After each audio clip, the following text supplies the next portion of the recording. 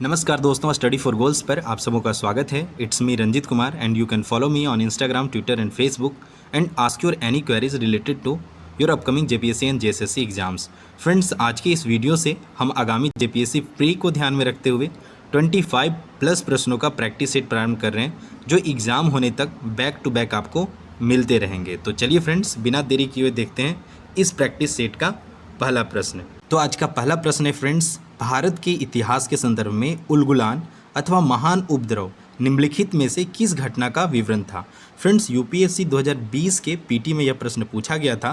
तो ऑप्शन देख लीजिए, 1857 के विद्रोह का, 1899 से 1900 के बिरसा मुंडा विद्रोह का, 1859 से 60 के नील विद्रोह का, और डी ऑप्शन है 1921 के मापिला विद्रोह का।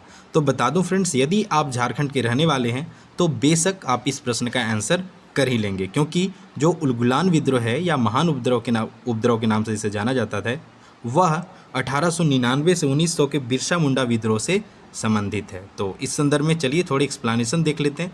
बता दूं फ्रेंड्स, उलगुलान अथवा महान उपद्रव झारखंड की धरती आबा भगवान बिरसा मुंडा से संबंधित है। वर्ष 1895 में बिरसा मुंडा ने अंग्रेजों द्वारा लागू जमींदारी प्रथा, राजस्व व्यवस्था के विरुद्ध उलगुलान आंदोलन का शुरुआत किए थे। फ्रेंड्स, जब जिक्र भगवान बिरसा मुंडा का हुआ है तो आप यदि जेपीएससी एग्जाम की तैयारी में लगे हैं और भगवान बिरसा मुंडा से एग्जाम में प्रश्न ना पूछा जाए, ऐसा हो ही नहीं सकता है। एक न एक प्रश्न तो भगवान बिरसा मुंडा से संबंधित होगा ही होगा। तो चलिए भगवान बिरसा मुंडा से संबंधित कुछ बातें आप जान लीजिए। तो भगवान बिरसा मुंडा का जन्म हुआ था फ्रेंड्स 15 नवंबर 1875 को। और कहाँ पे हुआ था? तो उली हाथू खूंटी में। इनके पिता का नाम था सुगना मुंडा तथा इनके बचपन का नाम था दौद मुंडा। इनके धार्मिक गुरु का बात करें फ्रेंड्स, तो आनंद पांडे बिरसा मुंडा के धार्मिक गुरु थे। 1886 में बिरसा मुंडा ने ईसाई धर्म स्वीकार कर लिया था, जिसके बाद उनका नाम मसीह दास रखा गया था। करेक्शन कर लीजिएगा, मसीह दास रखा गया था। फ्रेंड्स, एक्चुअली उस समय ईसाई धर्म यह प्रथा था कि यदि आप ईसाई स्कूल में नाम लिखाना चाहते हैं तो आपको ईसाई धर्म स्वीकार करना पड़ता था। इसीलिए जब बिरसा मुंडा चाईबासा के किसी मिशनरी स्कूल में अपना नाम लिखवा रहे थे, यानी एडमिशन करवा रहे थे, तो उस समय उन्हें ईसाई धर्म स्वीकार करना पड़ा था और उनका नाम बदलकर मसीह दास रखा गया था। तो इसे ध्यान रखिए। इसके अलावा बता दूं, बिरसा मुंडा के द्वारा विरसाई पंथ की शुरुआत की गई थी। वन मोर थिंग कि बिरसा मुंडा ने 1895 में स्वयं को सिंह बोंगा का दूत घोषित किया था। बिरसा मुंडा के आंदोलन का प्रमुख केंद्र फ्रेंड्स डोम्बारी पहाड़ी था। तो इसे भी ध्यान रखिए, डोम्बारी पहाड़ी ही इनका आंदोलन का प्रमुख केंद्र था। अंग्रेजों ने फ्रेंड्स बिरसा मुंडा की गिरफ्तारी के लिए 500 रुपये का इनाम रखा था। कई बार यह प्रश्न एग्जाम में पूछ रखा है। 1895 में उन्हें पहली बार गिरफ्तार कर 2 वर्षों के लिए जेल भेज दिया गया था। दूसरी बार उन्हें 1900 ईस्वी में गिरफ्तार कर जेल भेजा गया था। इसके अलावा बिरसा मुंडा की मृत्यु फ्रेंड्स रांची जेल में 9 जून 1900 को हैजा बीमारी के कारण हुआ था। ऐसा अंग्रेजों के द्वारा बताया गया था, पर एक्चुअली में इन्हें धीरे धीरे अप्रत्यक्ष रूप से प्रताड़ित करके मारा गया था। फ्रेंड्स, बिरसा मुंडा से संबंधित हमने एक सेपरेट वीडियो बना रखा है, यानी बिरसा मुंडा का बायोग्राफी पे हमने एक वीडियो बना रखा है। तो यदि आपने इस वीडियो को नहीं देखा है तो बेहिचक देखिए। इसमें ईच एंड एवरी जानकारी जो बिरसा मुंडा से संबंधित आपको जाननी चाहिए वह मैं बता रखा हूँ। तो इसे आप हमारे प्लेलिस्ट में विजिट करके अवश्य देखिए। इसमें सारी बातें को डिस्कस की गई है। फ्रेंड्स, आगे आज का दूसरा प्रश्न है, मरांग गोमके किसे कहा जाता है? तो इसका सही आंसर जानिए फ्रेंड्स। जयपाल सिंह मुंडा को मरांग गोमके कहा जाता है। जेपीएससी प्री में यह प्रश्न पूछा गया था। थोड़ी बहुत एक्सप्लेनेशन देखिए। मरांग गोमके यानी बड़े गुरुजी, मरांग गोमके का मतलब होता है बड़े गुरुजी के नाम से जयपाल सिंह मुंडा को जाना जाता था। जयपाल सिंह मुंडा 1928 में एम्स्टर्डम में हुए ओलंपिक खेलों में भारतीय हॉकी टीम को गोल्ड मेडल जिताए थे और इस टीम के ये कप्तान थे। इसके अलावा बता दूं, 1939 में इन्होंने आदिवासी महासभा के गठन में सहयोग किया। 1950 में इन्हीं के द्वारा झारखंड पार्टी का भी गठन किया गया। मरांग गोमके के अलावे लोग इन्हें मुंडा राजा के नाम से भी जानते थे। तो इसे भी ध्यान रखिए। आगे आज का तीसरा प्रश्न है फ्रेंड्स, पारसनाथ पहाड़ी की ऊंचाई क्या है? तो इसका सही आंसर है 1365 मीटर पारसनाथ पहाड़ी की ऊंचाई है। आगे आज का चौथा प्रश्न है फ्रेंड्स, निम्न में से कौन तीरंदाजी खेल से जुड़े हुए हैं? तो ऑप्शन देखिए, कोमालिका बारी, दीपिका कुमारी, अंकिता भगत या उपरोक्त तीनों। तो इसका सही आंसर है फ्रेंड्स उपरोक्त तीनों तीरंदाजी खेल से जुड़े हुए हैं। फ्रेंड्स, याद रखिए, हाल ही में ग्वाटेमाला सिटी में चल रहे तीरंदाजी वर्ल्ड कप स्टेज 1 में झारखंड की खिलाड़ी दीपिका कुमारी ने 2 गोल्ड तथा मिक्स्ड में कोमालिका बारी एवं अंकिता भगत ने भी मेडल जीते हैं। इसके अलावा झारखंड से ही संबंध रखने वाले अतनु दास ने भी इस प्रतियोगिता में गोल्ड मेडल जीत रखे हैं। आगे आज का 5वां प्रश्न है फ्रेंड्स, नवरत्नगढ़ का किला झारखंड के किस जिले में स्थित है? तो इसका सही आंसर है गुमला में नवरत्नगढ़ का किला स्थित है, तो इसे ध्यान रखिए। आगे आज का 6ठा प्रश्न है, झारखंड का क्षेत्रफल देश के कुल भौगोलिक क्षेत्रफल का कितना प्रतिशत है? तो इसका सही आंसर 2.42%, यानी कुल भौगोलिक क्षेत्रफल का कितना प्रतिशत है? तो 2.42%। अगर जनसंख्या के मामले में पूछे फ्रेंड्स, तो जनसंख्या के मामले में झारखंड जो है भारत का 2.72% हिस्सा अपने पास रखता है, तो इसे भी ध्यान रखिए। आगे आज का 7वां प्रश्न है फ्रेंड्स, हनुमान जी का जन्म स्थान झारखंड के किस स्थान को माना जाता है? तो इसका सही आंसर बी है, अंजन धाम को हनुमान जी का जन्म स्थान के रूप में माना जाता है। आगे आज का 8वां प्रश्न है फ्रेंड्स, लावालोंग अभयारण्य झारखंड के किस जिले में स्थित है? तो इसका सही आंसर जानिए, झारखंड के चतरा जिले में लावालोंग अभयारण्य स्थित है। और चतरा जिले को झारखंड का प्रवेश द्वार भी कहा जाता है, क्योंकि यदि बिहार से कोई आदमी झारखंड में एंटर करना चाहे तो जनरली सबसे सुविधा वाला रास्ता चतरा गया के रास्ते से चतरा जिले में हम एंटर कर सकते हैं। आगे आज का 9वां प्रश्न है, सब जूनियर राष्ट्रीय पुरुष हॉकी प्रतियोगिता के विजेता कौन सी टीम रही है? तो इसका सही आंसर है फ्रेंड्स, अपना झारखंड ही इस प्रतियोगिता का विजेता रहा है। ध्यान रखिए, पुरुष हॉकी प्रतियोगिता जो हरियाणा में हुआ था उसका विजेता झारखंड की टीम है, और किसको हरा के? तो जो मेजबानी कर रहा था हरियाणा को हरा के विजेता रहा। इसके जस्ट उल्टा सब जूनियर राष्ट्रीय महिला हॉकी प्रतियोगिता का विजेता हरियाणा रहा है, और किसको हरा के? तो झारखंड को हरा के। और कौन मेजबानी कर रहा था? तो झारखंड कर रहा था। तो पुरुषों का विजेता झारखंड और महिला हॉकी का विजेता हरियाणा रहा है, इसे ध्यान रखिए। आगे आज का 10वां प्रश्न है, बंगाल से निष्कासन के बाद मौलाना आज़ाद 1916 से 1920 ईस्वी तक कहाँ रहते थे? इसका आंसर है झरनों का शहर रांची, यानी हमारे झारखंड की राजधानी रांची में वह रहे थे। मौलाना आज़ाद कब से कब? तो 1916 से 1920 के बीच में। यह भी प्रश्न कई बार एग्जाम में पूछा गया। 11वां प्रश्न है फ्रेंड्स, हाल ही में झारखंड सरकार कुपोषण से निपटने के लिए निम्न में से कौन सा अभियान शुरू किया? तो इसका सही आंसर है समर SAMR समर अभियान झारखंड सरकार के द्वारा कुपोषण से निपटने के लिए शुरुआत की गई है। समर का पूर्ण रूप बहुत पॉसिबिलिटी एग्जाम में पूछा जा सकता है, तो याद रखिए, strategic action for elevation of male nutrition and anaemia reduction इसका पूर्ण रूप है। एनीमिया से पीड़ित महिलाओं और कुपोषित बच्चों की पहचान करने के उद्देश्य से समर अभियान की शुरुआत झारखंड सरकार के द्वारा की गई है। आगे आज का 12वां प्रश्न है फ्रेंड्स, शिखर को छूते ट्राइबल्स नामक पुस्तक किनके द्वारा लिखी है? तो संदीप मुरारकर के द्वारा यह पुस्तक लिखी गई है, जिनमें पद्मश्री प्राप्त किए 26+ ट्राइबल्स के बारे में इस पुस्तक में बताया गया। फ्रेंड्स, पिछले कुछ दिन पहले ही झारखंड की राज्यपाल द्रौपदी मुर्मू के द्वारा कुछ पुस्तकों का विमोचन किया गया था, तो उसमें शिखर को छूते ट्राइबल्स के अलावे जो पुस्तक का विमोचन हुआ है वह प्लासिका एवं विजन टेक्निक, जिसे विनोद बिहारी महतो के द्वारा लिखा गया है, महात्मा गांधी विचारधारा और वर्तमान युग में प्रासंगिकता मुदिता चंद्रा के द्वारा लिखा गया, higher education in India prospective dimension Abhishek Anand के द्वारा लिखा गया, और मिहिर अत कथा सुनाओ डॉक्टर ममता बनर्जी के द्वारा लिखा गया। और इस सारे व्यक्ति झारखंड से संबंधित है, और इन बुक्स का नाम भी आपको याद रखना चाहिए, एग्जाम पॉइंट ऑफ व्यू से इंपॉर्टेंट है। बुक्स से संबंधित एक सेपरेट वीडियो मैं बना रखा हूँ, 2020-21 में जितने भी बुक्स लिखे गए हैं उस संबंध में मैंने एक वीडियो बना रखा है। यदि आपने इस वीडियो को नहीं देखा है तो बेशक देखिए, यहाँ से एक न एक प्रश्न आपके एग्जाम में पूछे ही जाएंगे। फ्रेंड्स, आगे बता दूं, आज का 13वां प्रश्न है, झारखंड की किस कला को राज्य का पहला GI टैग मिला है? तो ऑप्शन है सोहराई, कोहबर, A एंड B दोनों, और इनमें से कोई नहीं। तो फ्रेंड्स, इसका सही आंसर है A एंड B दोनों। सोहराई और कोहबर झारखंड का पहला कला है जिसे GI टैग मिला है, तो इसे ध्यान रखिए। वेरी वेरी इंपॉर्टेंट प्रश्न है ये। घुमुकुरिया किस जनजाति की सामाजिक संस्था है फ्रेंड्स? तो इसे ध्यान रखिए, उरांव जनजाति की सामाजिक संस्था घुमुकुरिया है। कई बार एग्जाम में यह भी पूछा गया है। और याद रखिए, उरांव झारखंड की दूसरी सबसे बड़ी जनजाति है, और ये झारखंड के सबसे शिक्षित जनजातियों में गिने जाते हैं, इसे भी ध्यान रखिए। आगे आज का 15वां प्रश्न है फ्रेंड्स, मुंडा मानकी व्यवस्था को किस अंग्रेज पदाधिकारी ने मंजूरी दी थी?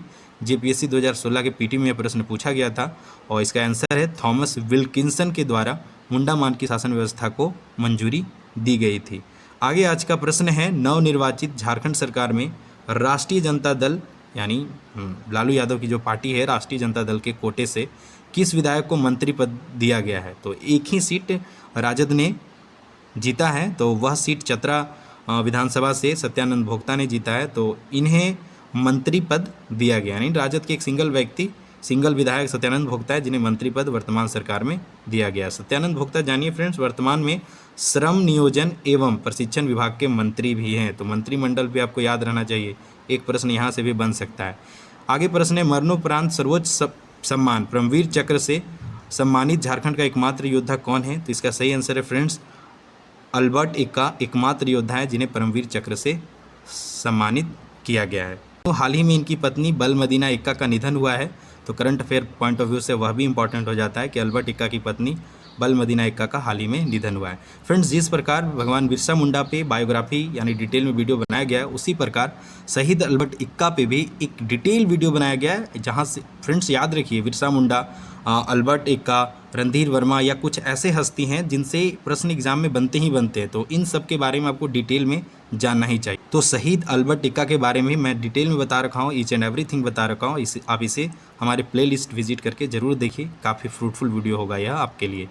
आगे 18वां प्रश्न है फ्रेंड्स, हाल ही में किन्हें संथाली भाषा के लिए साहित्य अकादमी पुरस्कार से सम्मानित किया गया है? तो इसका सही आंसर है रूपचंद हांसदा को संथाली अकादमी पुरस्कार से सम्मानित किया गया है। साहित्य अकादमी पुरस्कार 2020 की घोषणा कर दी गई है हाल ही में, जिसमें कुल 20 भाषाओं के लिए पुरस्कार की घोषणा की गई, जिसमें संथाली भाषा के लिए रूपचंद हांसदा को चुना गया है। आगे आज का 19वां प्रश्न है फ्रेंड्स, संथाल जनजाति से संबंधित किरिंग बापला क्या है? तो इसका सही आंसर है यह एक विवाह का प्रकार है। तो जनजातियों से संबंधित भी वीडियोस हमारे चैनल पे आ रखे हैं, सेपरेट उरांव जनजाति, मुंडा जनजाति, हो जनजाति, संथाल जनजाति पे सेपरेट वीडियो है, आप इसे भी जाके हमारे चैनल पे देखिए, यहाँ से भी आपको बहुत कुछ सीखने को मिलेगा। आगे आज का 20वां प्रश्न है फ्रेंड्स, छोटा नागपुर काश्तकारी अधिनियम CNT एक्ट किस समय लागू किया गया था? तो इजी क्वेश्चन है, आपको पता होना चाहिए। JPSC में यहाँ से 12 प्रश्न पूछे जाते हैं। तो CNT SPT एक्ट है, उससे तो डिटेल में जान लीजिए, चाहे वस्तुनिष्ठ प्रश्नों को ही बार बार पढ़िए या फिर एक बार में तो आप देखेंगे काफ़ी कॉम्प्लिकेटेड वर्ड यूज़ किए गए, एक बार में आपको समझ में नहीं आएंगे, लेकिन बार बार जब आप उसको पढ़ेंगे फ्रेंड्स तो आप यूज टू हो जाएंगे उससे और अब चीज़ें समझ में आने लगेगी। तो छोटा नागपुर काश्तकारी अधिनियम और SPT का JPSC exam point of view से बहुत इंपॉर्टेंट है, उसे बार बार पढ़िए, एक बहुत बड़ा सेक्शन कवर करता है, यहीं से ही सिलेक्शन और सिलेक्शन ना होने का फैसला होता है, तो इसे लाइटली नहीं लीजिए। तो इसका सही आंसर है फ्रेंड्स 11 नवंबर 1908 को छोटा नागपुर CNT एक्ट जो है वह लागू किया गया था। फ्रेंड्स, आगे के क्वेश्चन ऑफ द डे देखने से पहले बता दूं कि यदि आप डेली राष्ट्रीय एवं अंतर्राष्ट्रीय करंट अफेयर्स का रेगुलरली PDF चाहते हैं तथा आगामी JPSC एवं JSSC एग्जाम को लेके ट्रूली डिवोटेड हैं, तो आपके लिए to the syllabus step by step systematic regular तैयारी हेतु टीम S4G द्वारा व्हाट्सएप ग्रुप तैयार की गई, जहां एक टीम के द्वारा रेगुलर कंटेंट प्रोवाइड किए जाएंगे। कुछ खास कंटेंट के बारे में बता देता हूं फ्रेंड्स जो आपको रेगुलर मिलेंगे। उनमें से प्रमुख है कि डेली झारखंड करंट अफेयर्स आपको मिल जाएगा अर्ली मॉर्निंग। इसके अलावा daily national and international current affairs मिल जाएंगे विथ PDF के साथ। Daily dose of JPSC and JSSC previous years papers and daily dose of other state like UPSC and other state PCS का previous year papers, यह भी आपको डेली मिलेगा।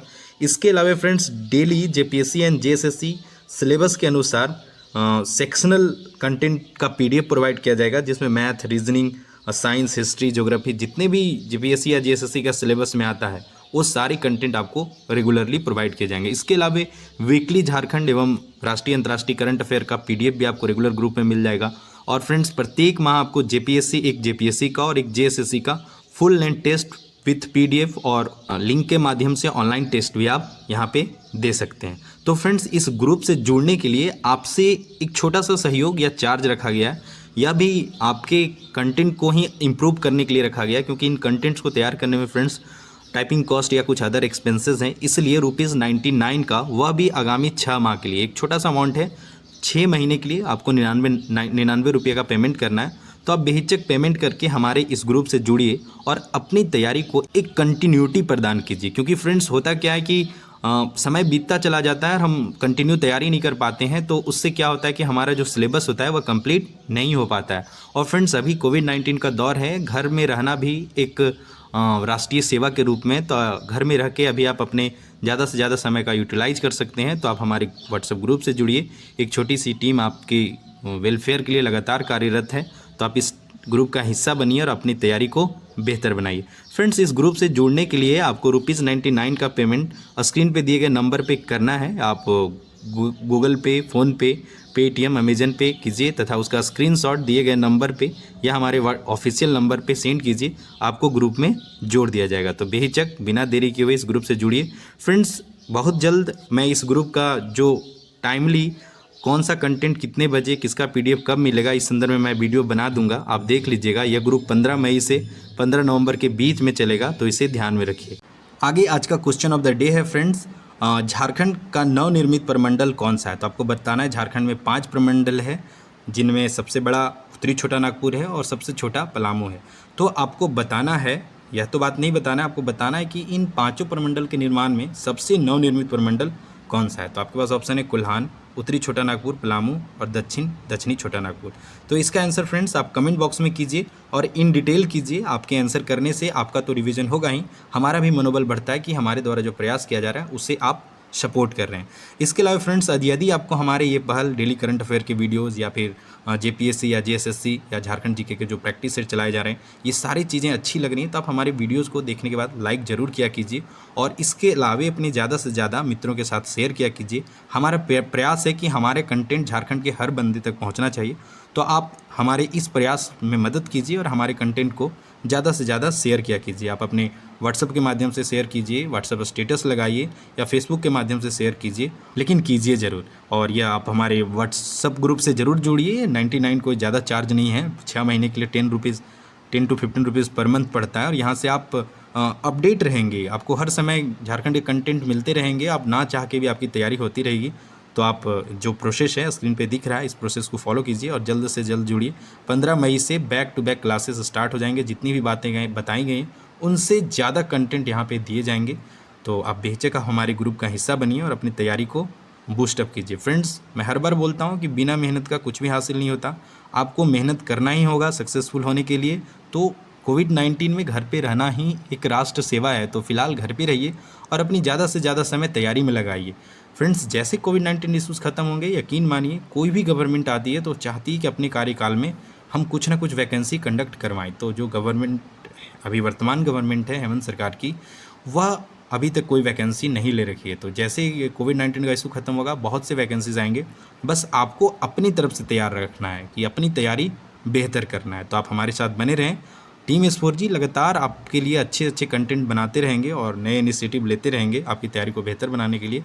बस आप हमारे साथ बने रहें। तो फ्रेंड्स, मैं फिर मिलूंगा किसी अन्य वीडियो के साथ। तब तक के लिए all the best for your upcoming exams and for your preparation. जय हिंद, जय झारखंड एंड जोहार।